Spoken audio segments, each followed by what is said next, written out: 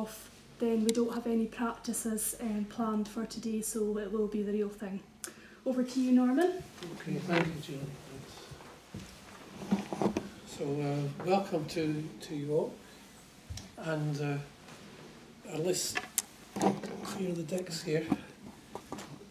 So what I'd like to do today is to introduce you to some of the materials that talk about where Nessie was before the 29th of April 1933. Because on the 3rd of May 1933, the Inverness Courier published a famous article that launched Nessie on a career as an international media superstar. But before 1933, the references to Nessie are few and far between. So the question is, where was Nessie before 1933? What was she up to, and what did the local people think about it all? So I have some handouts to give you, because I'm a great believer in letting people see what the source materials are that these stories are based on. Because very often all you get in books or on TV programmes are the sound bites, the juicy bits, you know, the kind of highlights of somebody's story.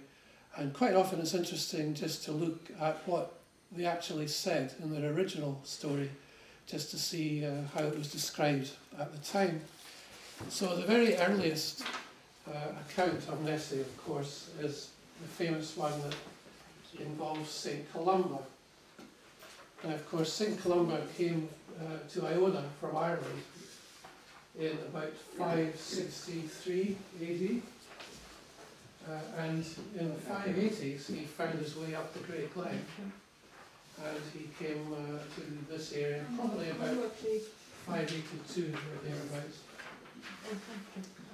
And a generation after Columba died, he died just before 600, one of his successors at Iona Abbey produced a biography of St. Columba, Life of Columba, a guy called Adomnan. And it's the usual saint's biography. It's called a hagiography, biography of a saint. It's a technical term that librarians and historians use.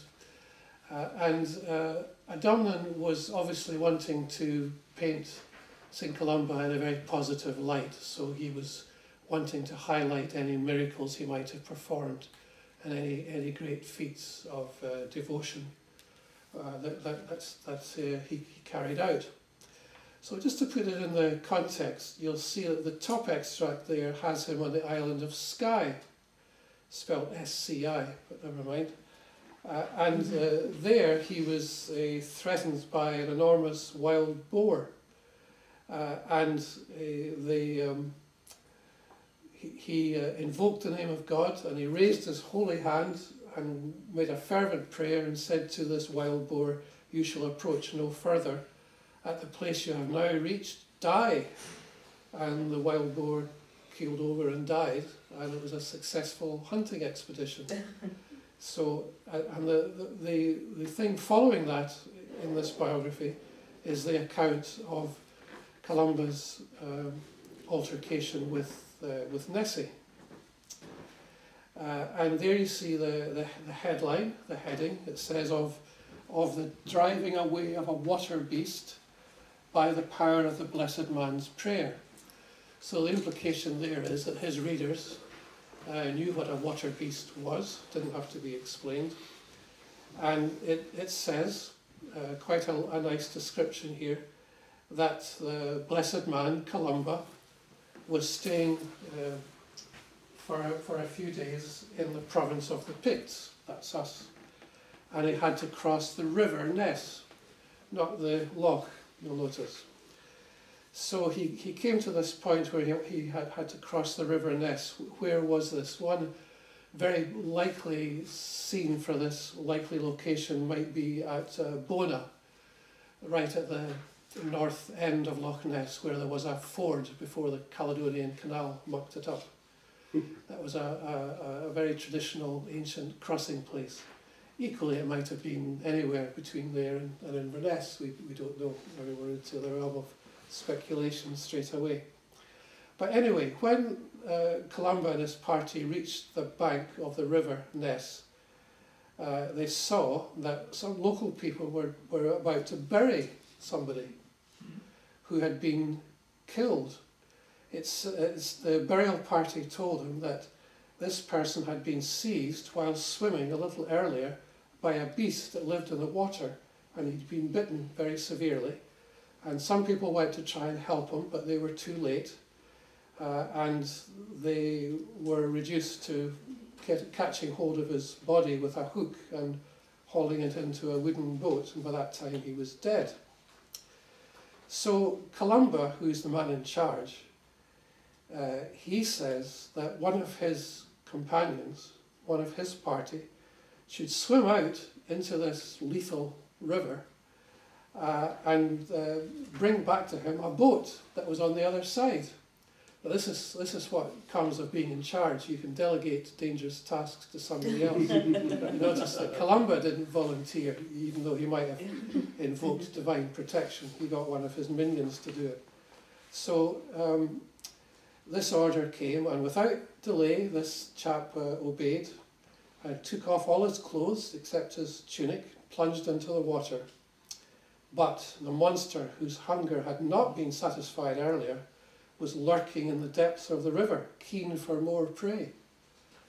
And feeling the water disturbed by this swimming, the monster suddenly swam to the surface, and with a mighty roar from its gaping mouth, it sped towards the man as he swam in midstream.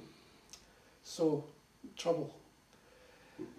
Then, as all who were there, both the barbarians and the brothers, were stricken with great fear, did Columba panic? No. He raised his hand at the sight and described the saving sign of the cross in the empty air, and invoking the name of God, he gave the savage beast this command: "You shall not advance further nor touch the man. Go back with all speed."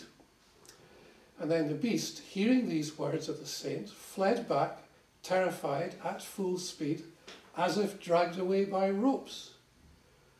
So it wasn't just paddling gently through the river, it was going at speed, as if dragged away by ropes.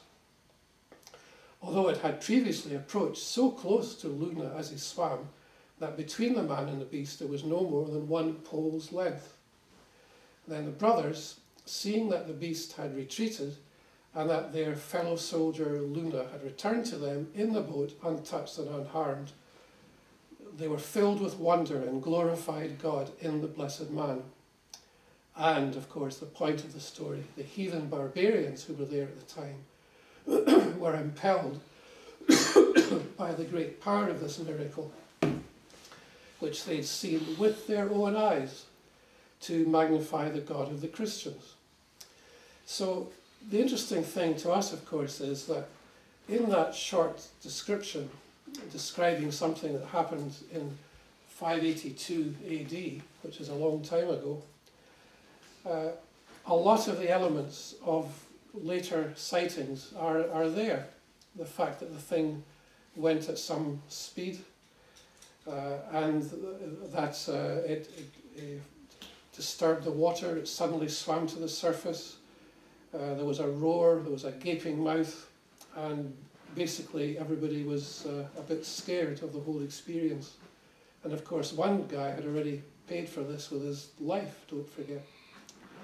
The little illustrations that I've put in the corner here are of, at the top, a dolphin, a Murray Firth dolphin, which of course only operate in salt water.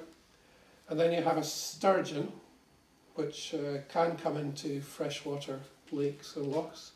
And the other animal is a design that appears on Pictish symbol stones, sometimes known as the Pictish beastie, because nobody quite knows what it is.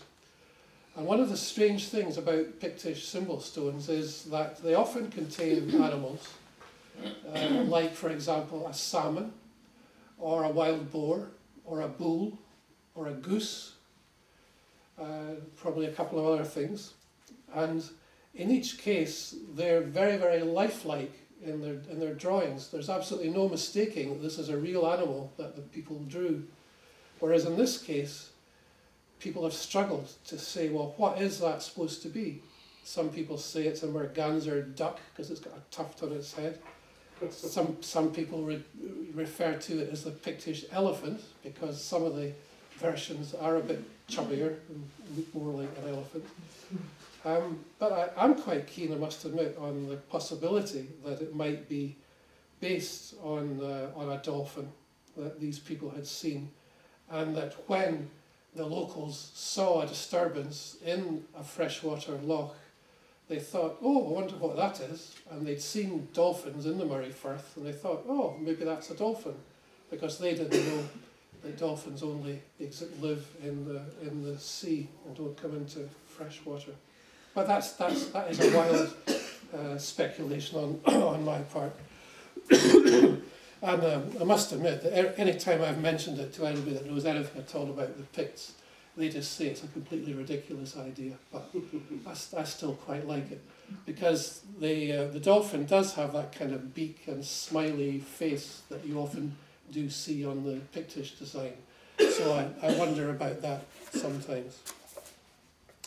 And then after Columba, there's quite a long gap, all the way up until the 17th century, before you get anything very much about anything funny in Loch Ness at all. And that in itself is actually quite strange, because there were lots of people around who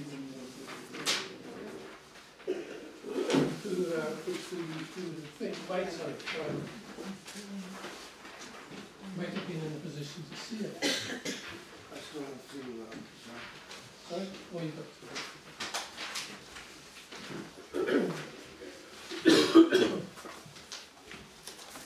So you've got a long, long gap of actually probably getting on for 1,000 years before anything very much funny surfaces at all.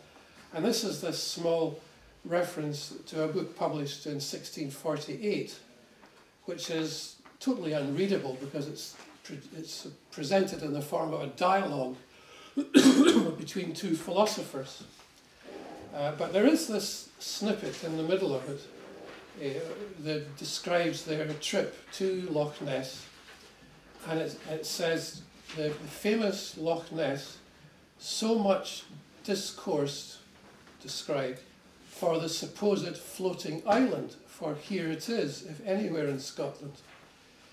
Nor is it any other than a natural plantation of sedges and bulrushes, matted and knit so close together by natural industry. And this floating island blows about on the surface of the loch. Also says that Loch Ness is inferior to none in the Kingdom of Scotland, except for Loch Lomond. The streams are strewn with eel and trout. The deeps are saluted with the race of salmon, whose fertile banks and shining sands are hourly moistened by the small Mediterranean, that is the sea, which I fancy is besieged with rocks and mountains, while her polite shores are frozen in the winter by the frigid lungs of blustering Boreas, that's just the wind, that perplexes her banks and masquerades her rocks with a crystalline hue of polished ice, where the tritons and sea nymphs sport themselves on the slippery waves, sounding an invasion to her movable inmate, supposed by some the floating island. So what does that tell us about Nessie? Well, not very much, you might think, but it basically does tell us that there was something funny in Loch Ness, and beyond that, it doesn't really tell you very much. Several people do comment on the fact that Loch Ness never freezes in the winter. And I think what comes through to me from this description is that it's actually quite a detailed and eyewitness description of Loch Ness and the surrounds by somebody who had been there and wanted to describe what it was like. So you might think, if somebody had said to them, oh, by the way, there's a funny beastie lives here, they might have mentioned that, and they didn't. So, and then the next extract in the first column is from the Inverness Journal newspaper, published here in 1818, and this refers to something that happened in the Western Isles, on the island of Harris in the Hebrides. And again, you might think, what does this have to do with Nessie? But if you read on, what you find is that there was a walrus shot in the sound between Harris and another island well, it would have been in 1818, or maybe the end of, well, it actually says it was on the 29th of last month, that would be December 1817. This animal was observed lying on a small rock, and they shot at it, as you would. So it was wounded with a musket ball, it plunged into the sea, kept its head above water, and they blasted away at it until eventually they killed it. And then it was skinned and mutilated, and before any account of it had been circulated, no accurate description could be taken. But as the species is well known to naturalists, such of your readers as are not acquainted with it may consult their works. So it was the size of a bull, produced 2 barrels of blubber, so it didn't go to waste, and it had 2 large teeth projected 8.5 inches beyond the gum. Now, astonishingly, I actually have a picture of one of these beasties, which was in the Inverness Courier a while ago. And there they are, with their protruding teeth, their tusks, of course. Yeah, it's interesting how these things all come together, because at the moment the famous Lewis chessmen are being exhibited in Stornoway in the Western Isles, and of course they're actually manufactured from walrus ivory. So, not the first time a walrus has been to the Western Isles. Anyway, this account says, no creature of this kind having been killed here in the memory of the present inhabitants, they appear to blend with the proper ideas relating to its nature those which they associate with the eich usk, the water horse, the water kelpie of the lowlanders, an animal said, or rather supposed, to inhabit some large lakes in the Hebrides of vast size and monstrous proportions. And so they thought that this is what it was. So again, perhaps you might think the connection with Nessie is a wee bit tenuous, but what it does tell us is that there was a belief in the culture at the time in water horses and kelpies. And so to the locals, they were in no doubt that this was something nasty and possibly dangerous, and the only sensible thing to do was to blast away at it with your musket and do it in. If in doubt, shoot. As you would, yes. And then the next extract is from the Courier, Inverness Courier in 1833, and it's about the death of a warlock. And this is a rather famous extract, and refers to a chap called Gregor MacGregor, who was known as Willox the Warlock. And he was very famous in the north of Scotland. And in this description, which I won't read, there is reference to something funny in Loch Ness. He had 2 articles, one of which was a piece of yellow metal resembling the bit of a horse's bridle, which in the days of yore was sported by a mischievous water kelpie who haunted the banks of Loch Ness and Loch Spiny, decked out in the similitude and trappings of a fine riding horse for the purpose of entrapping weary travellers and horse jockeys. The other thing that he had was a crystal piece of stuff that was used for telling the future.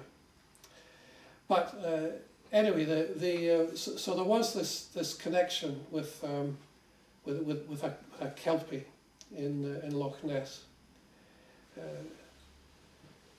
It says that the spirit was jockeyed in his turn by a renowned MacGregor, who with his claymore cut the bit out of the kelpie's jaw, and afterwards succeeded by some good management in extracting from the kelpie an account of its virtues, under promise of returning to him his bit, a promise which the wily captor did not find it convenient to fulfil. So he made off with this magic bridal bit that belonged to this kelpie in Loch Ness. Now, of course, people have pointed out that the very existence of the kelpie legend was actually quite good parenting, because lochs and inland puddles and bogs and so on, not to mention Loch Ness, are quite dangerous to small children. And so if you're a concerned parent and you say to your kiddies, you stay away from that water, because if you go in, get close to it, the kelpie will get you. And so the kiddies stayed away from the water, the kelpie didn't get them, and everybody wins. So what more proof do you need? It certainly worked. So, and then we come to something a bit more specific in 1852. This also is an often quoted passage, but here it is in its entirety, a scene at Loch End. And this is getting much closer to the kinds of sightings that we're more familiar with. One day last week, while Loch Ness lay in a perfect state of calm without a ripple on its surface, the inhabitants of Loch End were suddenly thrown into a state of excitement by the appearance of two large bodies steadily moving in the loch and making for the north side. And it says, every man, woman and child turned out to witness this extraordinary spectacle. Many were the conjectures as to what this could be. But they decided to prepare themselves. As the uncanny objects approached shore, various weapons were prepared for the onslaught. The men were armed with hatchets, like these Lochaber battle axes. The young lads had scythes, the women had pitchforks.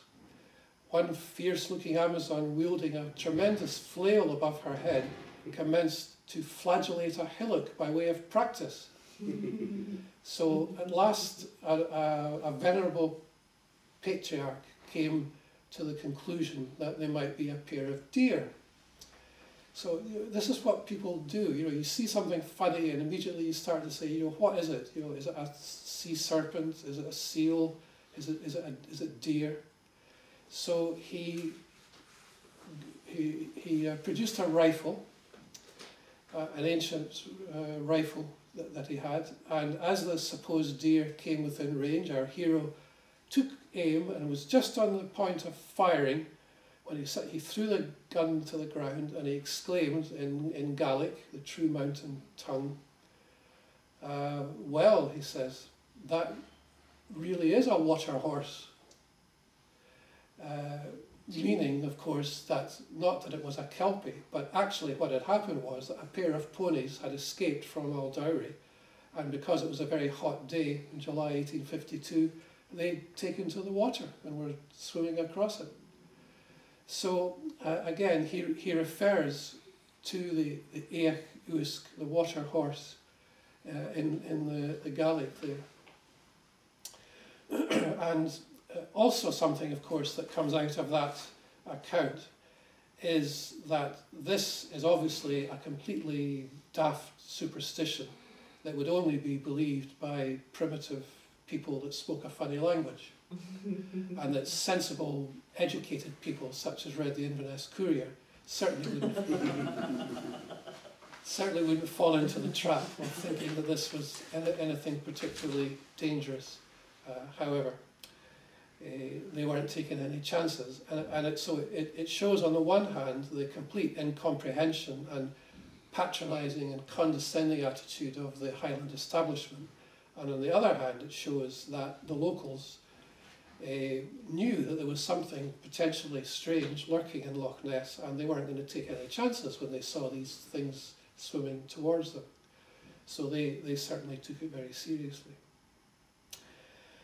The passage from 1857 just refers to a sturgeon in the Cromarty Firth.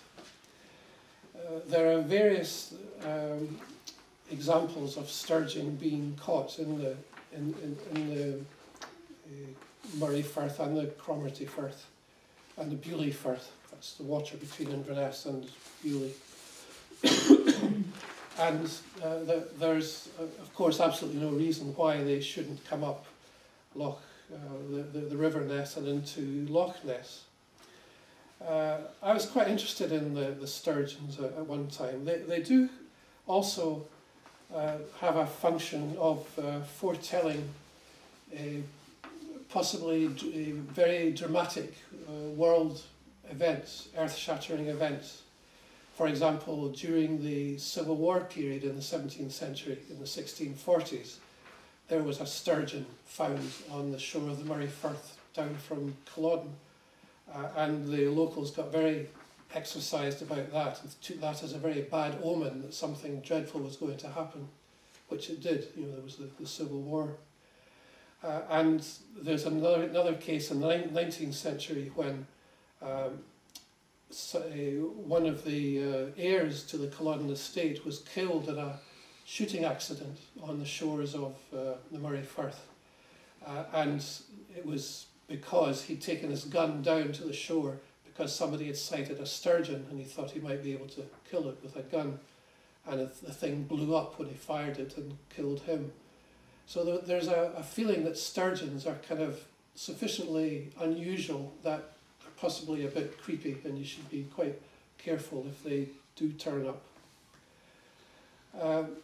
Now, I've never seen this in print or documented, but I have been told that in the 1960s, a lady in Inverness was standing on the bridge over the Ness, looking down at the water, and saw an alligator swimming up the river. Now, she's told nobody, was my information, because, you know, people would think you're losing the plot.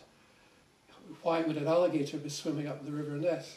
But if you've ever seen a sturgeon, and I have, then you can quite easily see how they might be mistaken for an alligator, because they have a very scaly appearance. And they do kind of glide along just below the surface with their long snout sticking out, and they have this ridged, scaly appearance on the top. So I reckon that in the 1960s this lady might have seen a sturgeon swimming up the River Ness, coming underneath the Ness Bridge. So I think sturgeons perhaps might feature in this story somewhere.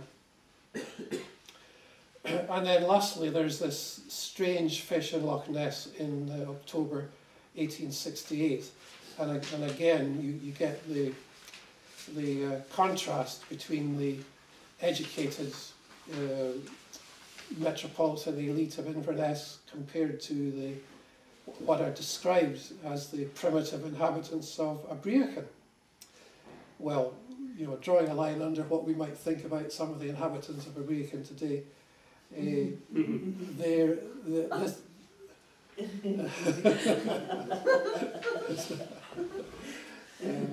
yeah, one of our library colleagues lives in Abreachan, but she's not here today. This says that a large fish came ashore on the banks of Loch Ness. Nobody knew what this was. And large crowds of country people went to see and examine for themselves, to try and work out what it was. Some of the most credulous of the natives averred that a huge fish, similar in size and shape, had been occasionally seen gambolling in the loch for years back, and with equal determination protested that its being cast dead on the shore boded no good to the inhabitants. So they saw this as a very bad omen.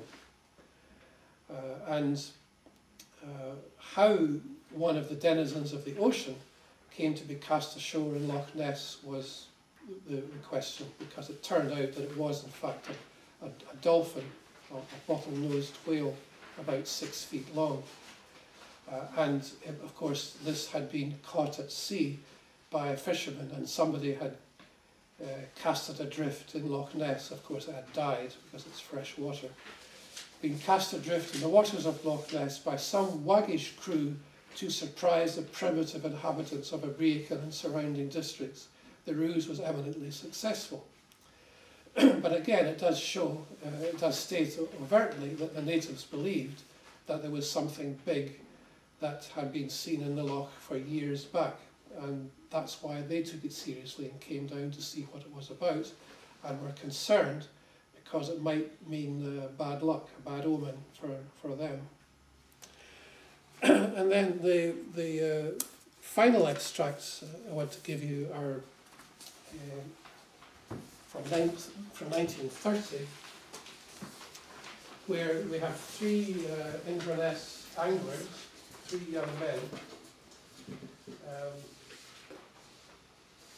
who had quite a terrifying experience in Loch Ness.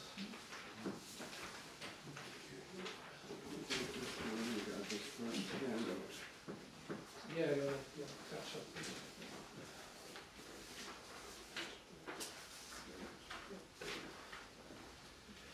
So there you see, the headline is, "What was it? A strange experience on Loch Ness." And this is from the Northern Chronicle, an Inverness newspaper, in 1930.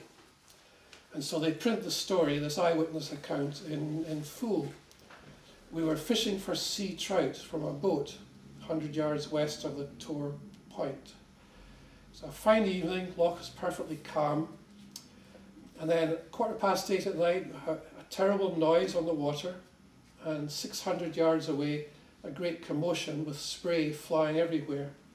And then whatever it was started coming towards us, and when it was about 300 yards away, it turned to the right and went into another bay and disappeared."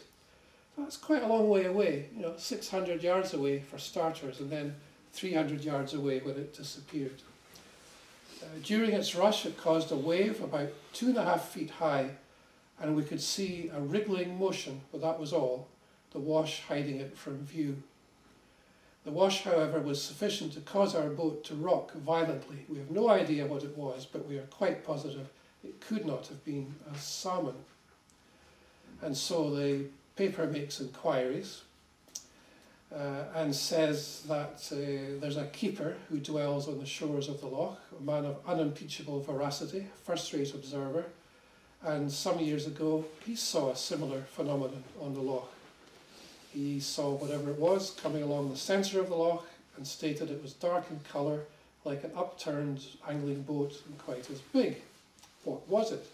We shall be greatly obliged if any of our readers can enlighten us on the subject, and if any of them have a similar experience.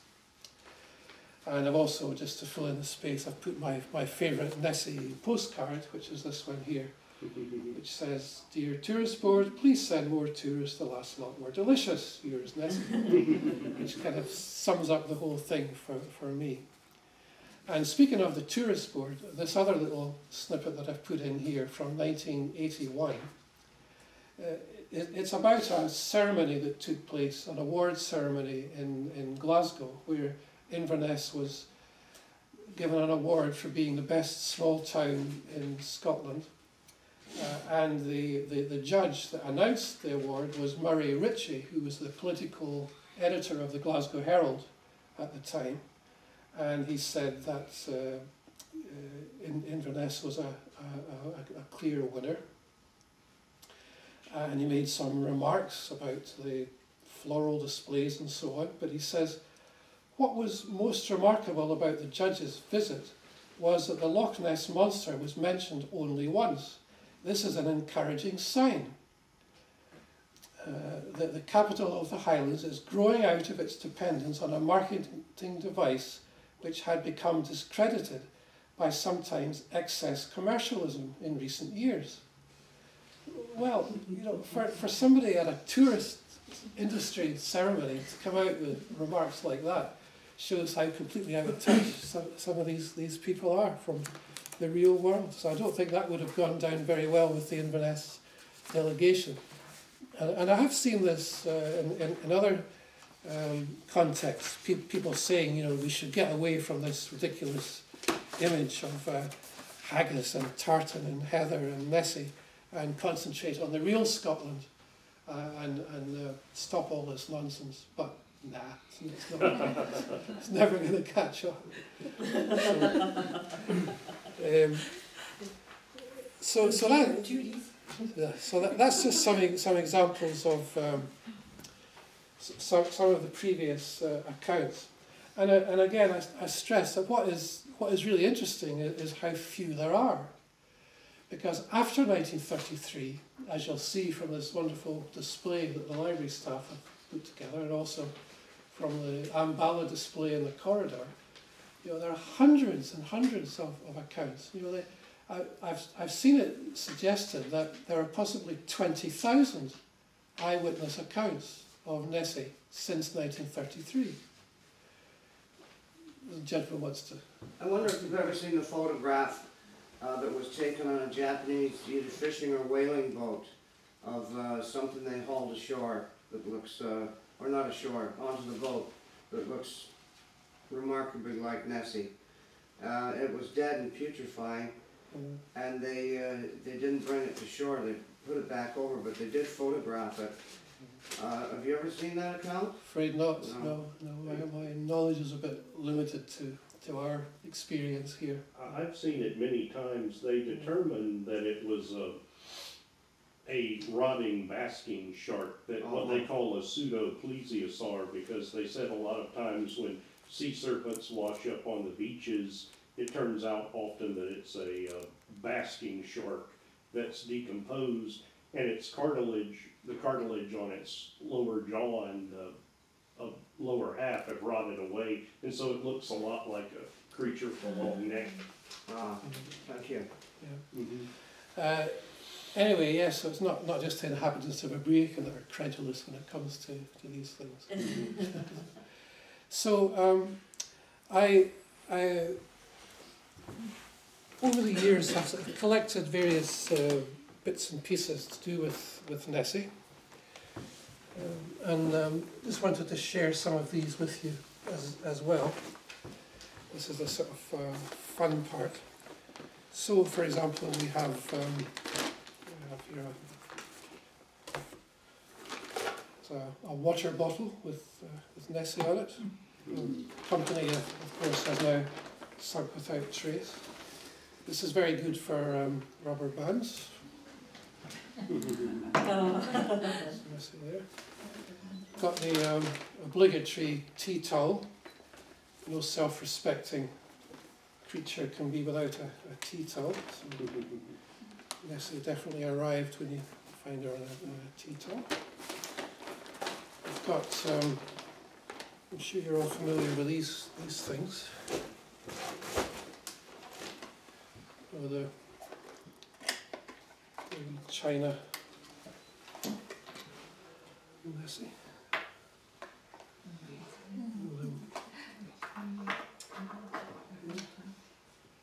Tail at the back.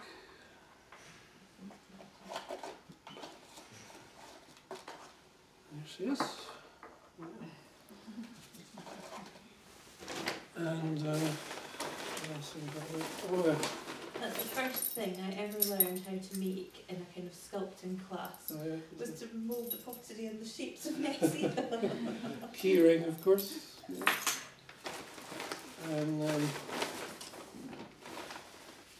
well, yes, this is my absolute favourite, which shows just how up to date Nessie is.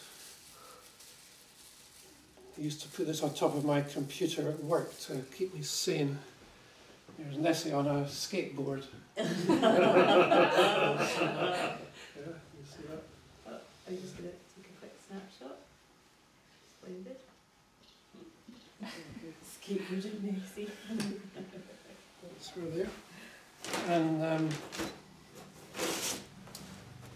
usual paraphernalia. We've got memo board for your notes, Nessie, and the usual books. I quite like that one. It's one of my favourites. And my little friend Nessie, the little monster, with the tartan bagpipes. You know, God help us. Well, this is rather fun. I think this came from EasyJet or some airline, possibly. This is Nessie shortbread. Oh, that's brilliant. Definitely too good to eat. Definitely, yes, that's right. So that's, I mean, it must be quite well past its sell-by date, that's for sure. Perhaps no longer too good to eat then. And this is quite good fun. This is a Scottish pop-up book, and there's Nessie on the front cover. So there's Bruce and the spider, of course. All the icons into the one book here. That's the golden eagle, the Heelan Coos and the mountains. And there's Greyfriars Bobby, and the sheep are wondering what all the noise is about. There's Stirling Castle and the pipers and tossing the caber, and of course there's pop-up of Nessie. So that's all good fun as well. When it comes to postcards, I gave you a copy of my favourite one of Nessie and the Tourists, but I've also got this one here with a furry version with a tartan bonnet, greetings from Loch Ness, and we've got various other manifestations of Nessie. I mean, I got all these in a day just wandering around the gift shops of Inverness. So. The next one is my favorite. Crikey, It's the Monster. Oh yes. Where the kid has drawn a picture of Nessie on Nessie's own tail, and Nessie's scared of it. Yeah. That's right. So you get lots of different versions of Nessie. I'm sure some of these you'll be familiar with. And again on this side there's a few. You can have a look at these later. And also in here are my pictures of sturgeons. I went to the Natural History Museum in London, and they let me into the basement, and we went in and looked at actual sturgeons in there. So these are sturgeons. So and then also there have been numerous publications over the years. This is a BBC World magazine from 1992. Just got a rather nice pull-out version of Loch Ness. Quite an interesting article about it. So that was obviously going out around the world. And then we also over the years have collected together various adverts that have appeared in national publications.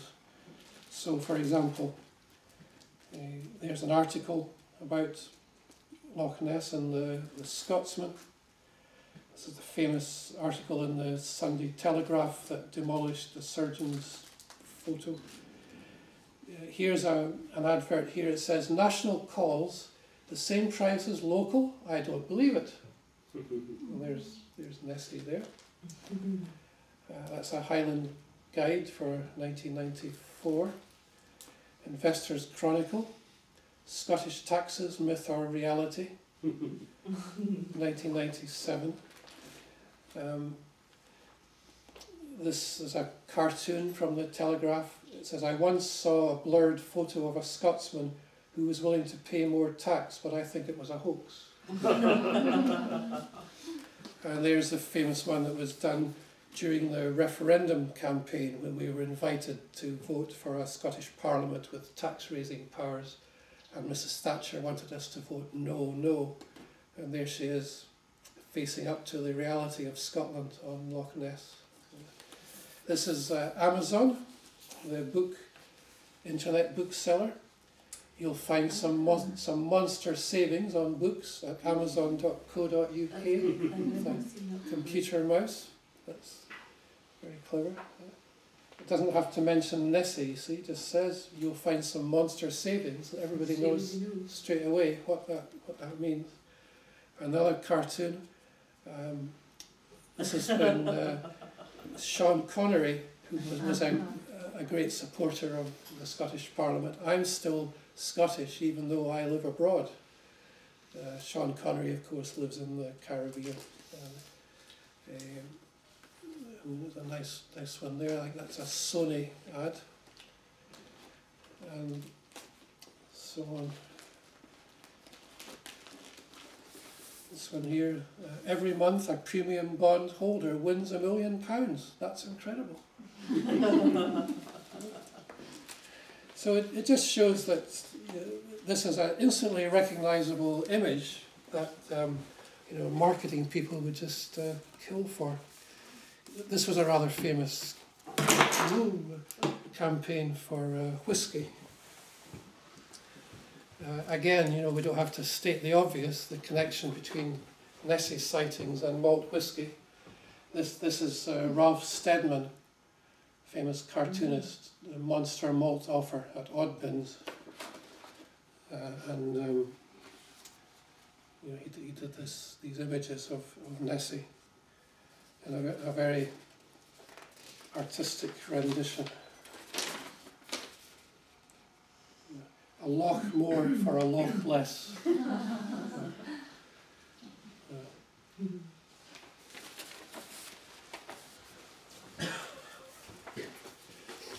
And there's one here for wanted abseilers to abseil from the roof of Inverness College.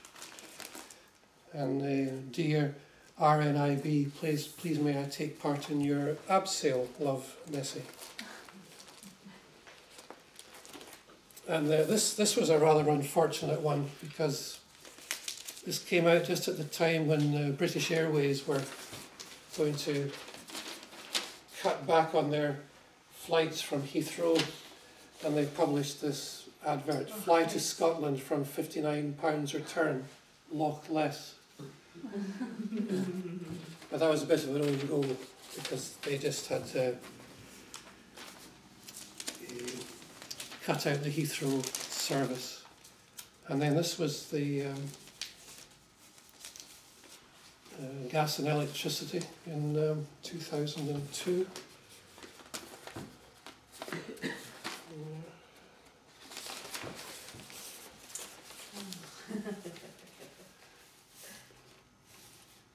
Cheaper electricity.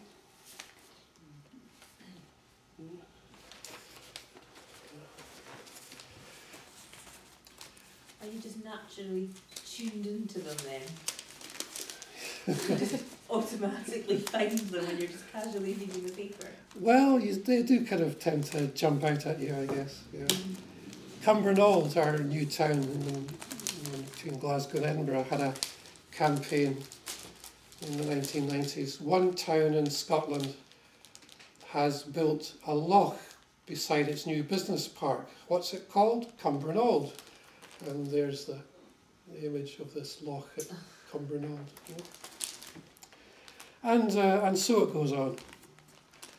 So lots more. Some of which are illustrated here, so you'll be able to explore these if you want to.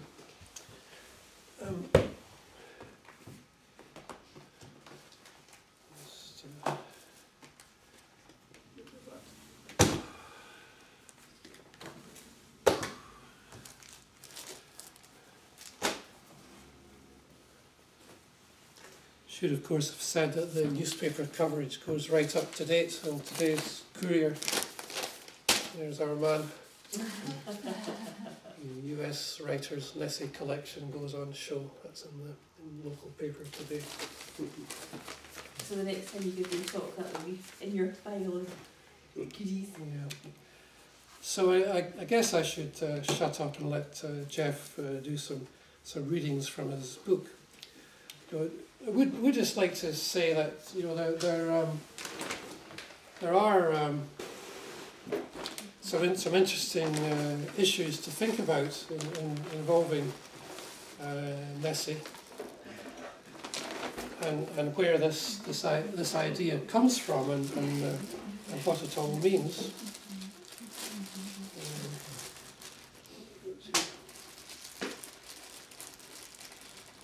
There's a few other bits and pieces, a couple of badges. Well, this is a nice one. This is White and Mackay whiskey.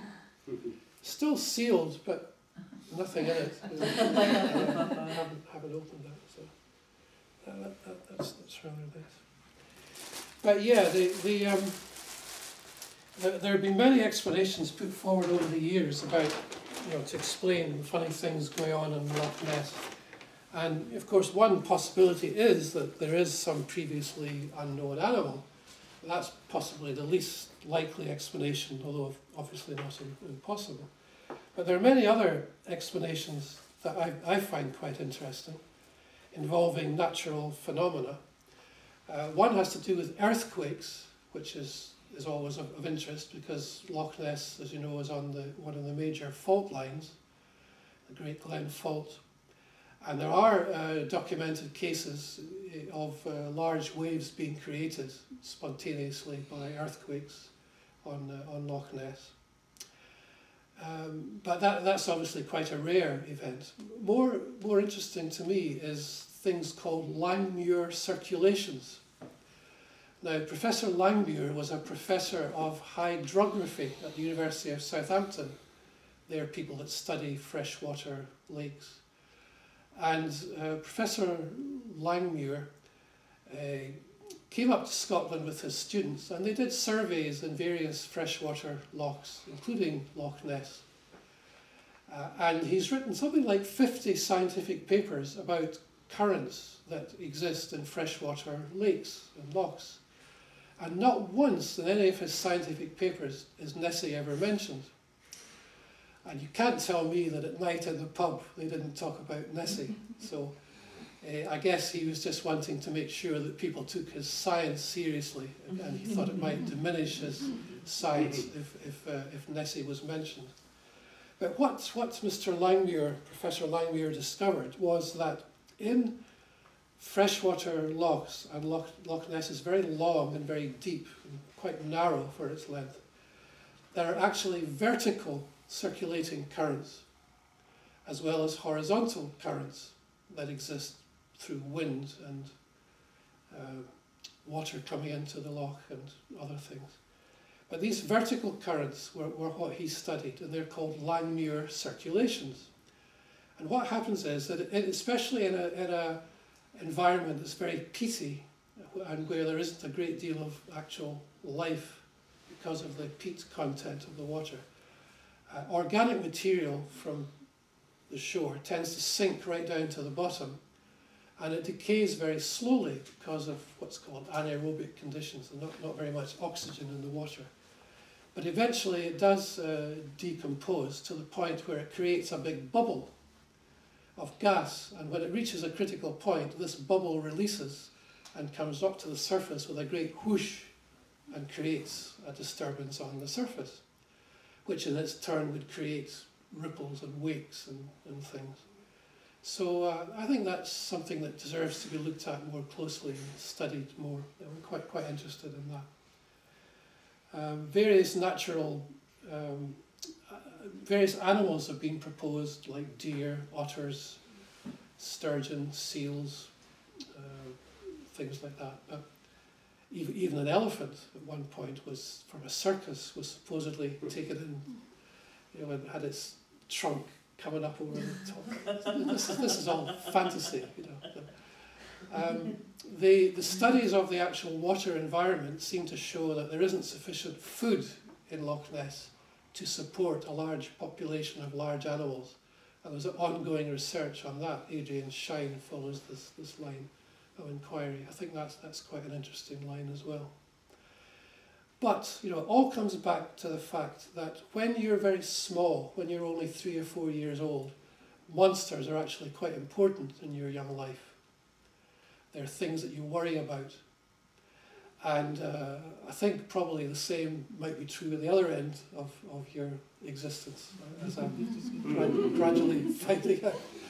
Yeah, but it's interesting that the people that study the surface phenomena that take place on freshwater bodies are called limnologists, because they're studying the boundary, the limnos, the boundary between what's under the water and what's above the water, and the interaction, you know, between the atmosphere and the water does create interesting effects that people study. These limnologists go all over the world examining this natural phenomenon. And of course, this idea of water, the surface of water, being a boundary between this world and the underworld is something that's, I think, quite relevant in this story.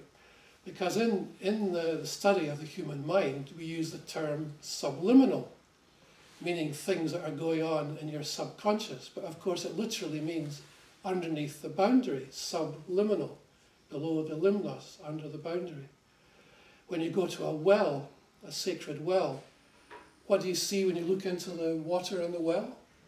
You see yourself mirrored in the water. And if you disturb the water in the well, what happens? You know, your image disappears, and who knows what's lurking underneath the surface. So, you know, so there is a dimension to this where our own human psychology sort of clicks into gear, and this story of Nessie does push some very important buttons in our human psychology, which I think probably form part of the story. But, of course, it does come back to the fact that there is something going on in Loch Ness.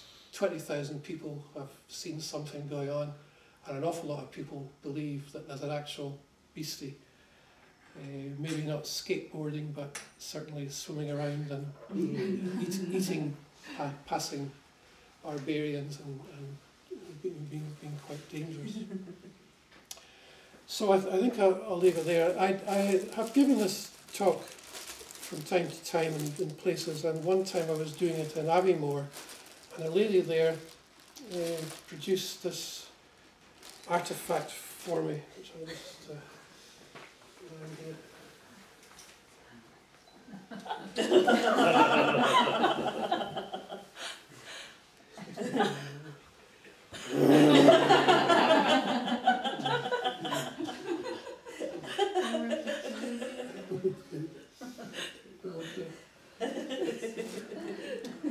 I think I better end it there. Thank you very much.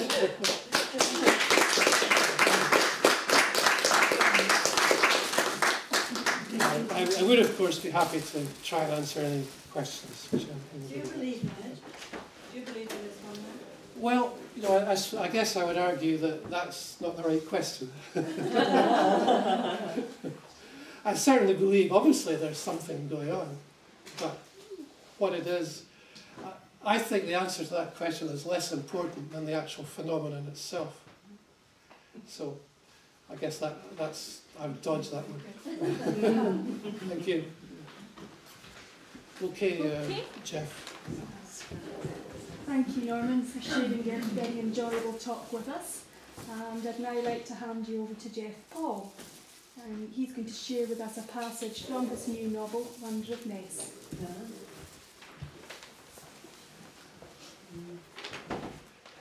You manage all this stuff here. Norman, I had no idea you had such a splendid collection.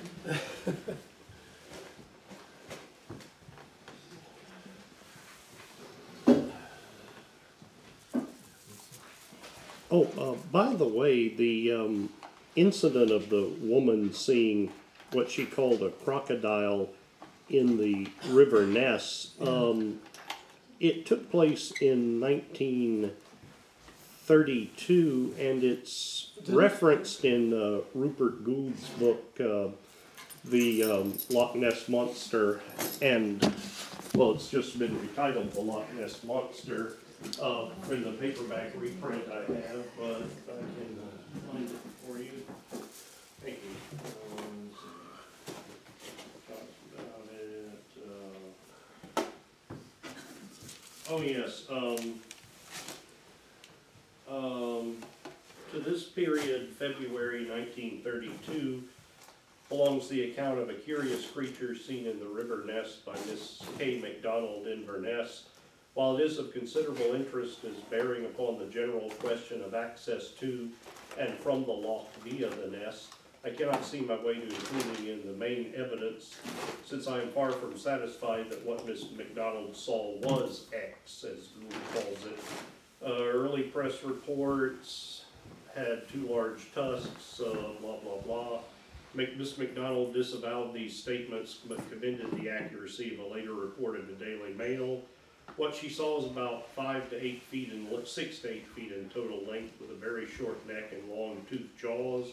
It was making its way upriver towards the Home Mills Weir, some 300 yards away. She spoke of it as a crocodile, and certainly her account rather suggests one. Whatever the thing may have been, I do not connect it with the Loch Ness creature, nor does Miss MacDonald, who saw X 2 years later, and when she saw Nessie 2 years later, she made this famous series of sketches where she told where she saw Nessie having 1 hump, and suddenly Nessie's body changed into 3 humps, and then it raised its head and neck above the water, so she got a demonstration of how the old girl can create her humps.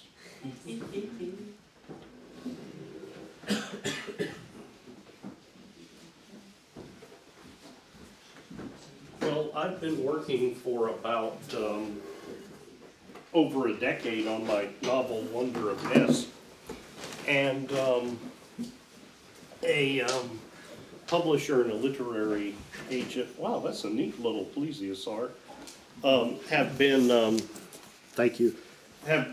looking it over now. I just wanted to give you a sneak preview of it. It's set over a period of 3 years, and I don't want to make it sound like a boring literary exercise, but it's a quest story, and it's modeled after 2 of my favorite works of literature of all time, Herman Melville's Moby Dick and Lewis Carroll's The Hunting of the Snark, and which you're looking for a fabulous creature that you don't know much about. It may not care anything about you, but it means a lot. Like the Holy Grail, it means a lot to humans. And so the purpose is that the main point of the book is what Nessie means to each of about the dozen main characters in my book who are involved on a new expedition to find her.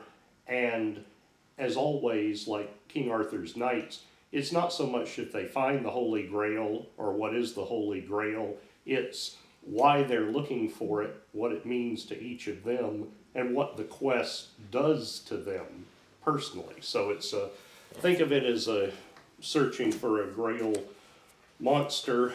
I contemplated, in case you're wondering where I got the title, there are 2 references for it. One is from James Fraser, who was a minister of Kirkhill near here. It was a letter published in 1699. He said, "The Lake Ness, though oft mentioned by our historians as one of the wonders of Scotland, yet they give but ill account of it." And the other is from Paul Harrison's The Encyclopedia of the Loch Ness Monster, Nessiterus rhombopteryx, scientific name given to creature by Sir Peter Scott, then chairman of the World Wildlife Fund. Translated, it means Ness Wonder with a diamond-shaped fin. And I was going to, my initial plan was to read just little bits and pieces of my novel and introduce each character to you, and show you how that I hope my novel is very wide in scope, and that it has a great variety of just about every type or nationality or sort of person you could find, and each one has a very different reason for finding Nessie. But that sounds a bit disjointed. But if I read you just the scary parts, I'm worried you'll think it's just a horror novel with stock characters and no depth of characterization and just an excuse for one scary encounter on the loch after another. So I'm going to read the prologue, and then I'll read a couple of the scary parts with the emphasis that there's a lot more to my book than simple chills. And I hope I've got my facts right in this little prologue where I set the scene. If I've got them wrong, you can start to hiss or throw your water bottles at me. But okay. Loch Ness begins in the North Sea.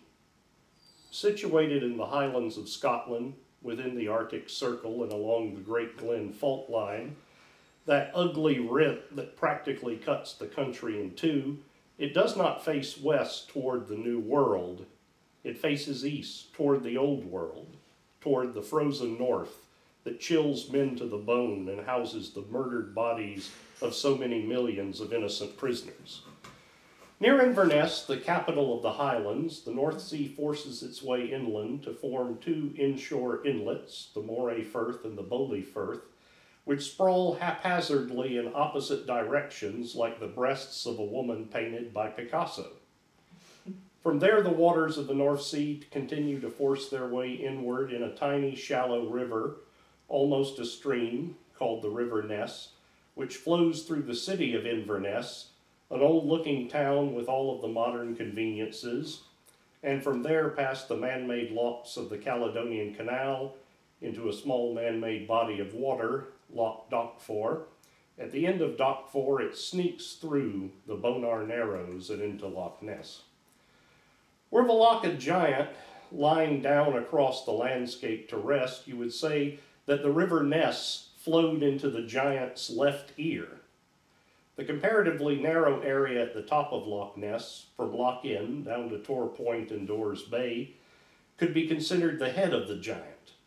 But as you traveled a few miles to the south, you would encounter Dores Bay, the giant's bulging left shoulder.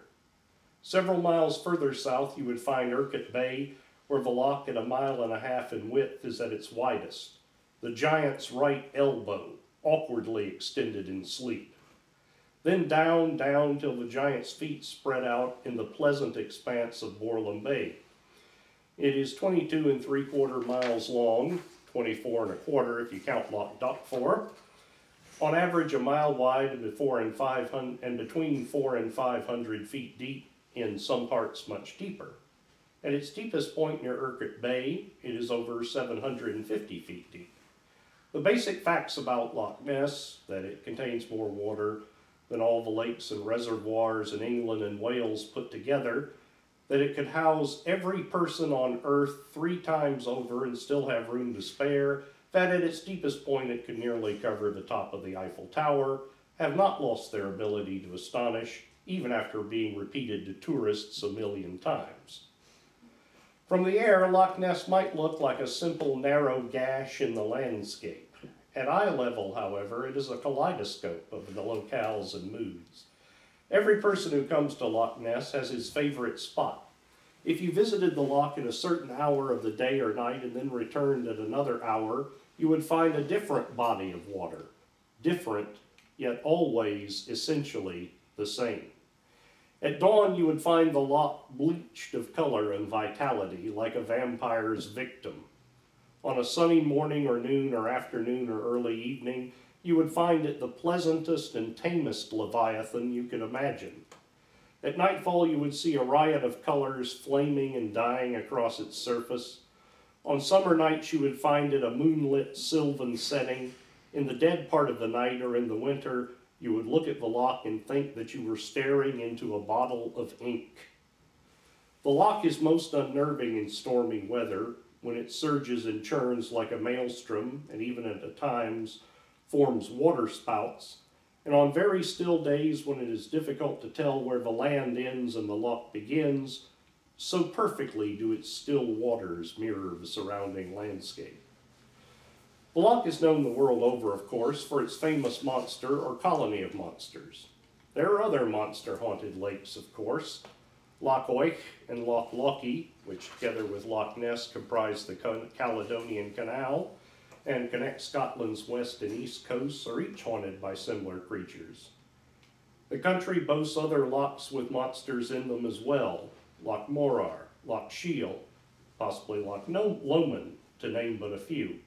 And there are other such lakes all over the world, Lake Okanagan and Lake Manitoba in Canada, Lake Tahoe and Lake Elsinore and Lake Altamaha and the White River, and Lake Champlain and Lake Payette in America, Lough Ree in Ireland, Lake Selyard in Norway, Lake Storgio in Sweden, Lakes Kair and Vorota in Siberia, Lake Teli in Africa, and Lake Ikeda in Japan.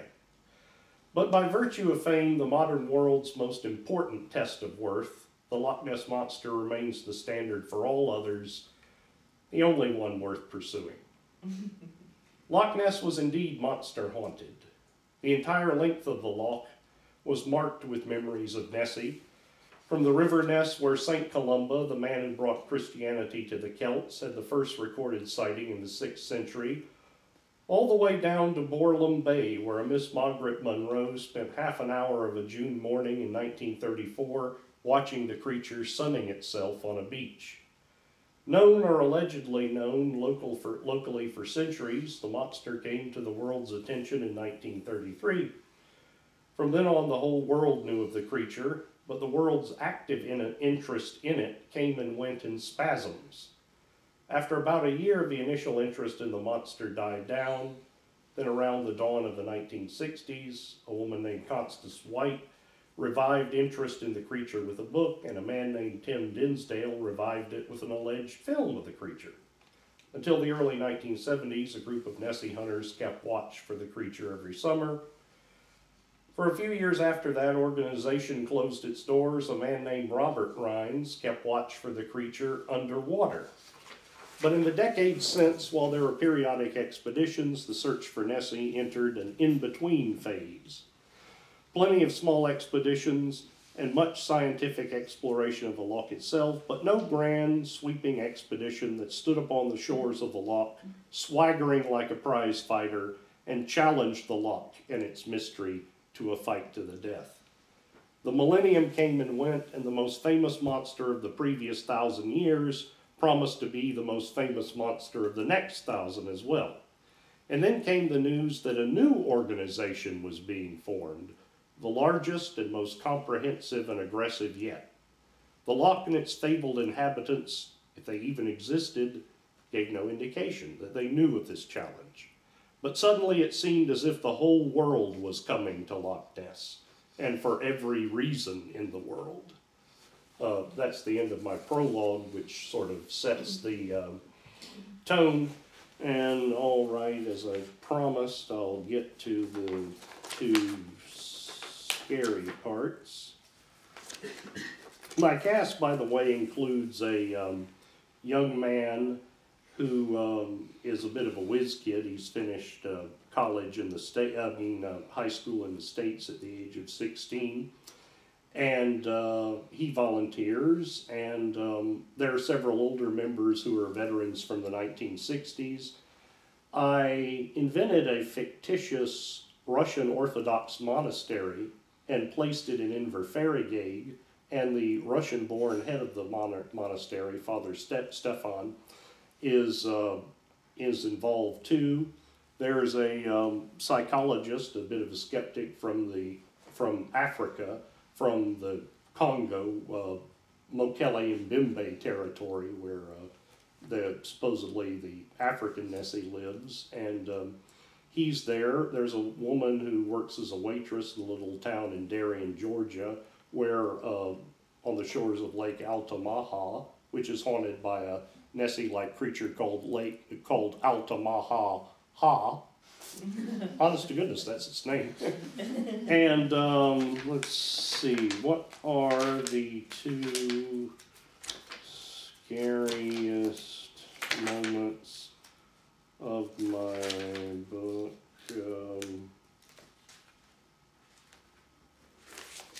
Have to skip around a bit.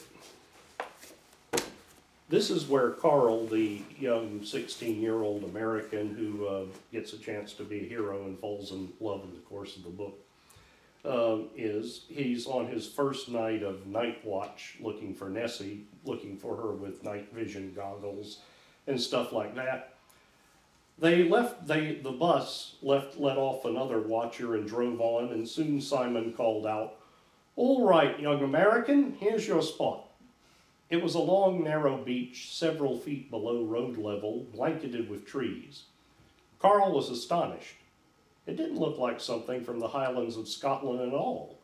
It looked like a swamp from one of the southern states, perhaps Florida. He grabbed his bag, smilingly accepted Simon's advice and his friend's good wishes, and stepped off the bus. As his feet touched ground, his nerves began to sing with fear. Did he really know what he was doing? Would he survive?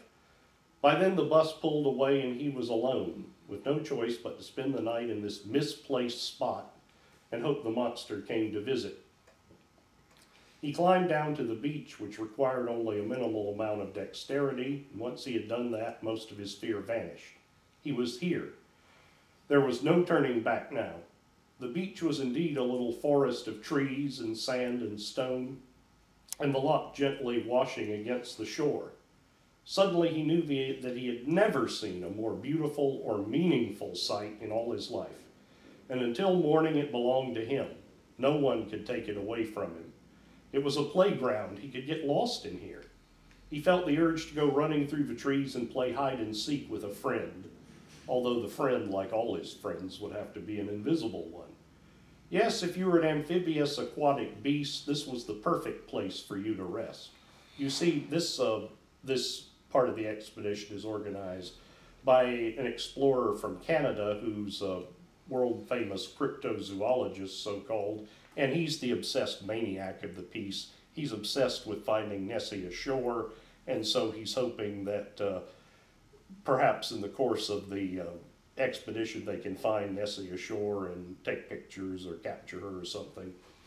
But then everybody who's interested in Nessie is a little mad, I think, but this fellow is a full-blown maniac. He unzipped his, walkie-talkie, enters in his journal. It gets late, gets dark. Okay, he looked around him again, nothing. He remembered the old saying, "There's nothing in the dark that's not there when the lights are on." Thanks to the goggles, he could see that this was certainly true. Of course, sometimes new sights intruded upon a scene, and when the lights were on, you could see them coming. So he kept his goggles on.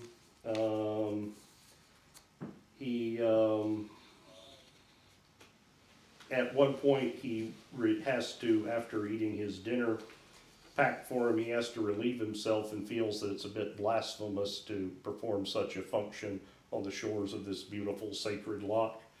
But finally he gave in, turning away from the loch first to shield its waters from the ugly sight.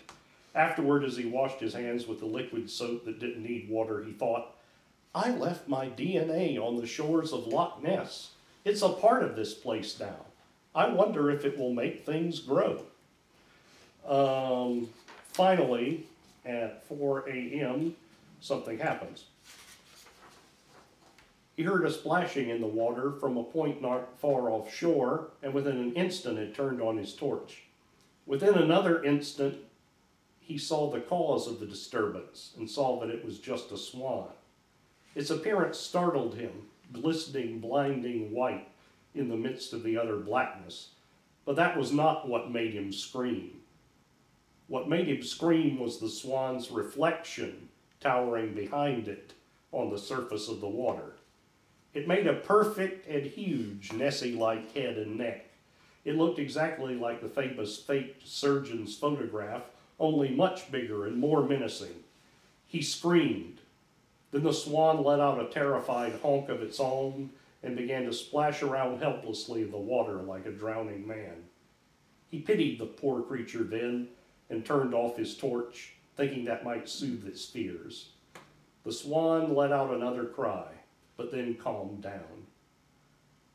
He had been afraid of a shadow, even though he knew and did not fear what had cast that shadow. Perhaps, he thought sadly, he was only chasing a shadow. Perhaps Nessie was just a dream. Or if she existed, perhaps she was much less spectacular and terrifying than the shadow she cast in men's minds. Okay, and then later on, when they see Nessie in Doors Bay, when the old girl shows herself, don't worry, Nessie is real in this book. She makes several appearances, so this isn't, so you won't be cheated out of seeing Nessie. Rekla Harbor, how could he run away? Night. Greg,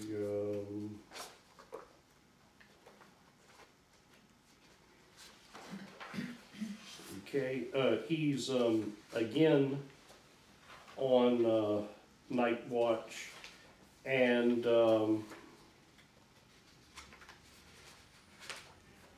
he's again on night watch, and of course they've rallied all their troops, and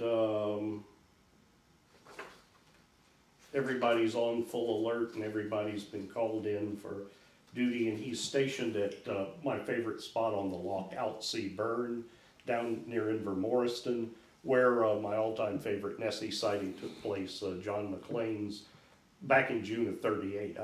I think if I could be anywhere in history, I'd be with Mr. McLean that night, because I think that was the absolute finest Nessie sighting of all, and so I set an important scene or two of my book there as a commemoration of that. Okay, and Carl is alone at Altsea, and he's talking with the young French girl he met during a brief day trip to Paris working at the Louvre restaurant, and who's calling him and has invited him to stay with her after the season's over. He put down the phone twice so that he can answer Barbara's regular roll call. They finally hung up around 9:45, and Carl was disappointed, but hadn't time for that now. He had to turn his attention to the strange noises. They had begun about 5 minutes ago, and made themselves heard at least 2 or 3 times a minute. Strange rustling or crackling sounds coming from the forested area to his right, down toward the mouth of the burn. Had they sounded only once or twice or thrice, he would have paid them little mind. But they didn't stop, and so warranted attention. He reminded himself that the area around the loch was full of goats, sheep, cattle, foxes, and deer, sometimes even with seals. He must get closer and investigate. But a tingling sensation burned in his throat, and he couldn't move. Then it went away, and he could and did start walking down the gravel beach. He clutched his torch in one hand, but did not turn it on yet. He didn't want to spook whatever was causing the noises. His still and video cameras hung from his neck. They felt so heavy, he almost wished he could ditch them. He could walk faster that way. Suddenly the sounds intensified. There were more of them at once, and they were louder. What was happening? Nothing much, probably. Something big was just shuffling around in the forest, stretching itself, or trying to get comfortable. He had to let the others know of this. He took out his walkie-talkie and whispered into it, "Base, this is AB. Base, this is AB," short for Altsea Burn. "I need to talk to you, but please be quiet." Barbara's voice, she's the woman from Georgia, although she kept it down a little, sounded like a series of explosions in the darkness. "AB, this is Base, what's up?" There's something in the forest here off to my right. I'm walking down the beach trying to get closer to it. I don't know what it is. I don't know what to do."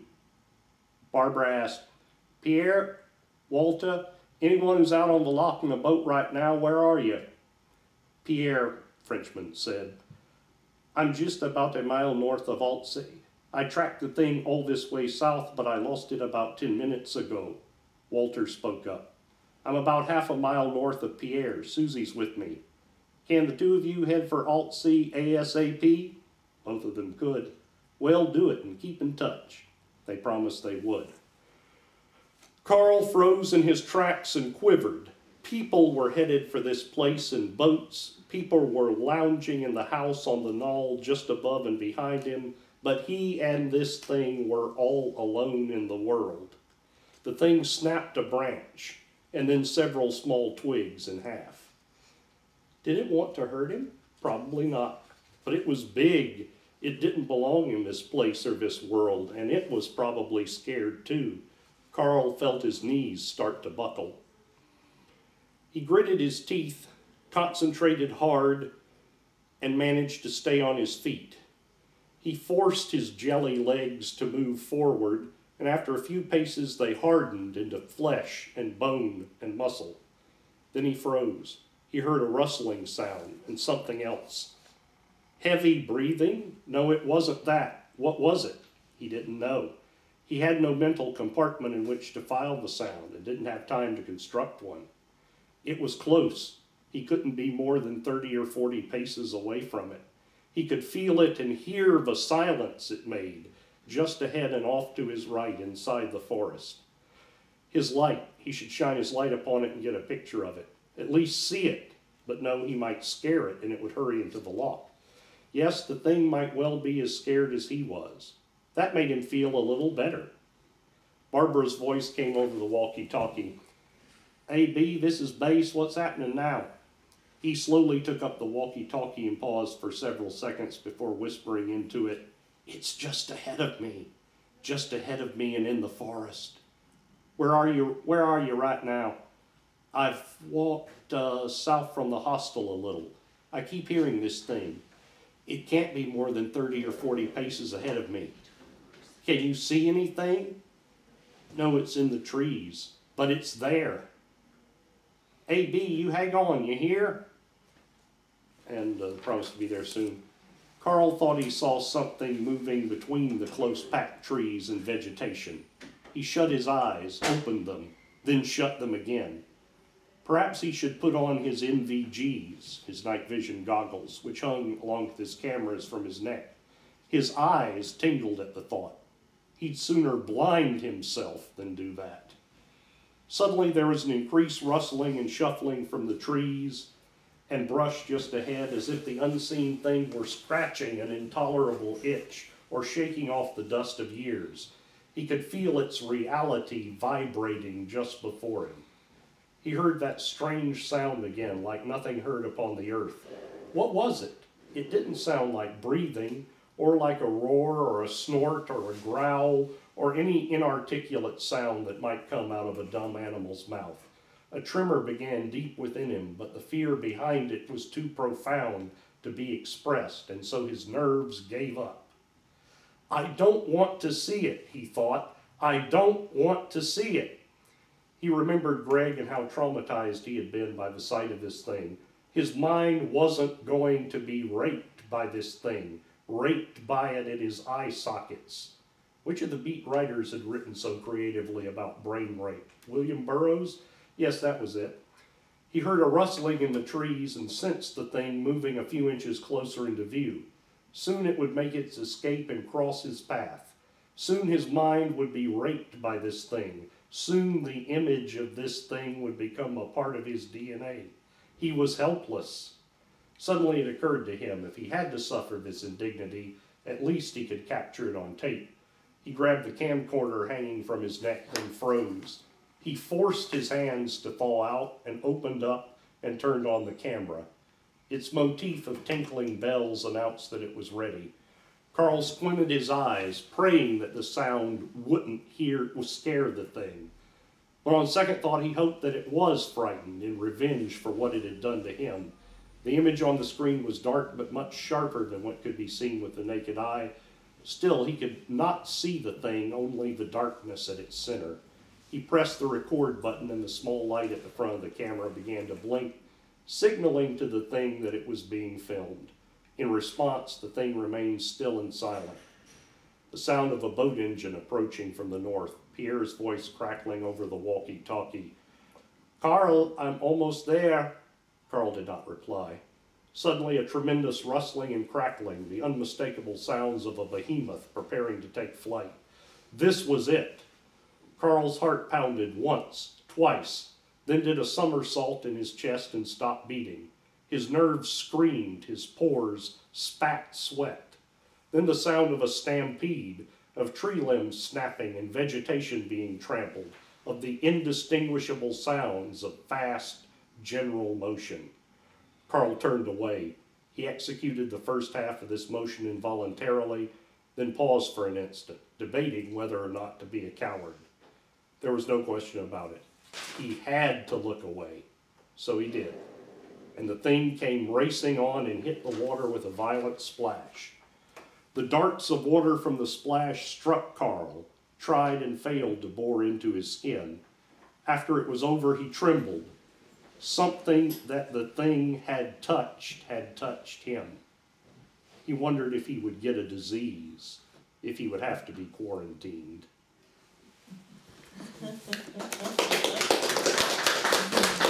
I've always been very fascinated by the so-called land sightings of Nessie, and it occurred to me if you happen to be stuck in the dark with, and were about to see Nessie come into view on land with yourself, that might well be your reaction. It would probably be an experience just too terrifying for words. So those were the two really scary bits of my book.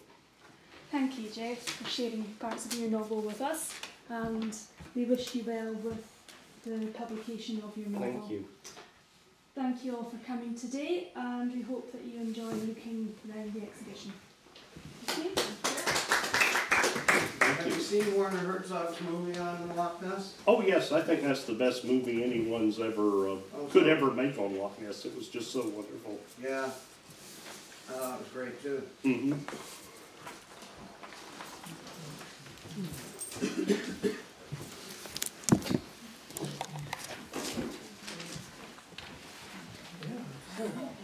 What's